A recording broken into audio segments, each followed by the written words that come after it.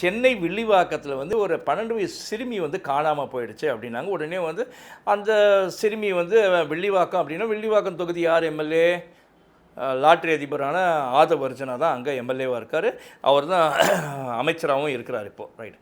Okay. உடனே அவர் விஷயம் தெரிஞ்சுன்னா அவர் தொகுதினோடனே உடனே துரித நடவடிக்கை எடுக்கணும் அப்படின்னு சொல்லிட்டு காவல்துறைக்கு அவர் இங்கே ரிக்வெஸ்ட் கொடுத்துருக்காரு. உடனே வந்து காவல்துறை 5 மணி நேரத்தில் அந்த பெண் எங்கே இருக்கா அப்படின்னு கண்டுபிடிச்சாங்க. எங்கன்னு பார்த்தா அவங்களுடைய உறவினர் வீடு ஏதோ அரியலூரில் வந்து இருக்காங்களாம். அந்த இடத்துல தான் அந்த பெண் வந்து அங்கே இருக்கிறத கண்டுபிடிச்சிட்டு உடனே அங்கேருந்து மீட்டு இன்னைக்கு காலையில் கொண்டாந்து இங்கே சேர்த்துருக்காங்க.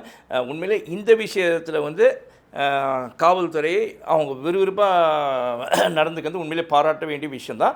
அதே மாதிரி மற்ற இடங்களில் இது வந்து ஒரு எம்எல்ஏ மினிஸ்டராக இருக்கிற ஒருத்தரோட தொகுதி அப்படின்னோடனே டக்குன்னு இமீடியட்டாக கண்டுபிடிச்சிங்க. அது மாதிரி பல இடங்களில் பலர் காணாமல் போய் கொண்டு இருக்கிறார்கள். பல இடங்கள்லேருந்து சட்டம் ஒழுங்கு இன்றைக்கி சரியில்லாமல் இருக்குது. பல இடங்கள்லேருந்து கொலை குற்றங்கள் நிறைய நடக்குது.